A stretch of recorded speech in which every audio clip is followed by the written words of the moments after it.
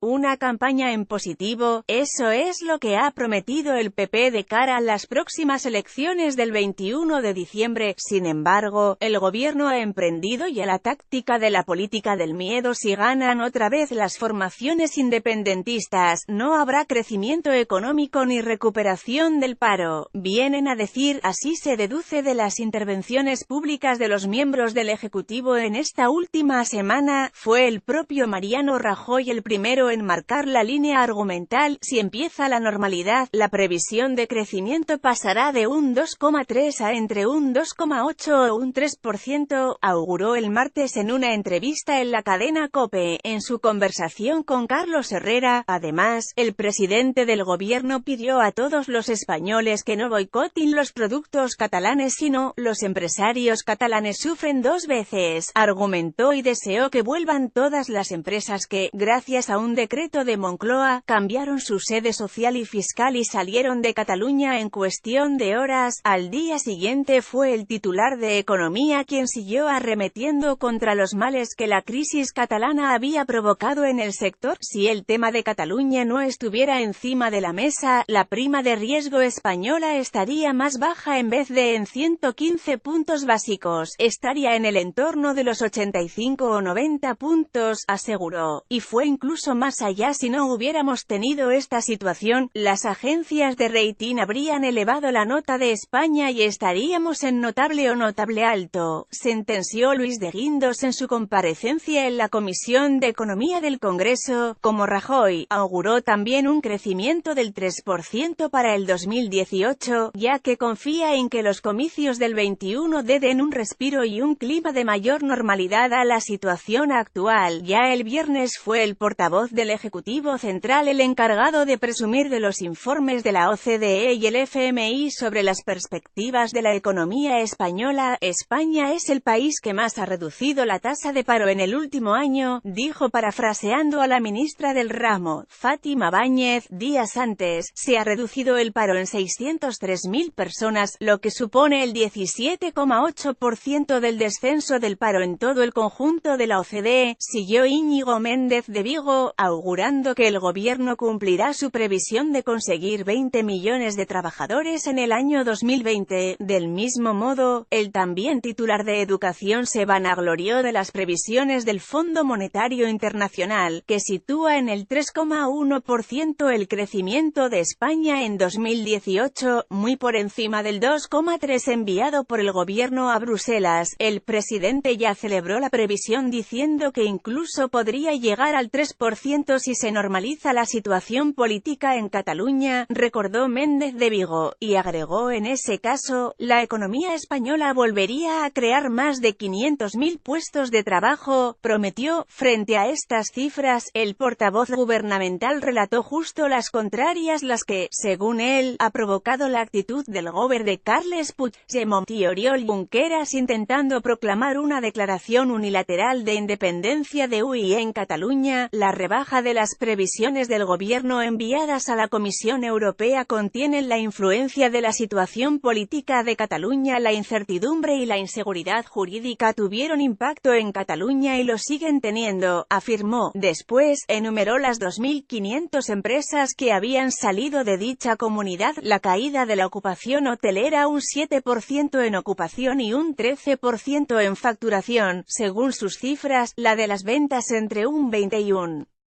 30%, la del sector textil y la venta de automóviles también alrededor del 30%, y la falta de confianza inversora de países como Estados Unidos o Alemania. El paro en octubre tuvo la mayor subida en Cataluña desde 2008 y se perdieron 1.259 autónomos mientras Madrid ganó 2.375, continuó Méndez de Vigo, alentando el discurso del miedo. De ahí la importancia del 21 de Cataluña en manos de los secesionistas no tiene futuro, espetó desde su tribuna en Moncloa. Se trata de recuperar el daño causado, hemos perdido 5 años, no perdamos 4 más, mitineó. No es la primera vez que el gobierno usa a la economía para amedrentar al electorado, o a la oposición. El PP, que siempre se ha tildado a sí mismo como el mejor gestor, usó también esa excusa para intentar presionar al PSOE para que apoyara los presupuestos generales del Estado PGE del 2017, no lo consiguió, pero ese mismo argumento usará ahora el ministro de Hacienda, Cristóbal Montoro, para volver a convencer al PNV de cara a la aprobación de las cuentas del 2018, que ya llegan con retraso. Tener unos presupuestos es bueno para todos, no solo para el gobierno, defiende. Antes de eso, el ejecutivo de Rajoy usó la política del miedo para alertar, antes de las elecciones del 26J, de los efectos negativos profundos e intensos, en palabras de Guindos, que tendría un gobierno de Podemos y, más recientemente, tanto para arremeter contra la celebración del referéndum del 1 o, incluso, para defender la aplicación del artículo 155 de la Constitución en Cataluña. De no hacerlo, rezaba la exposición de motivos del acuerdo, la posible independencia de la comunidad conllevaría un empobrecimiento de la economía de entre el 25 y el 30%. Así las cosas, todo apunta a que buena parte del argumentario de los conservadores de cara al 21 estará basado no solo en la recuperación de la normalidad y la convivencia o en la defensa de la ley, la Constitución y la igualdad y unidad de España. El PP, en campaña, hablará de economía, y mucho.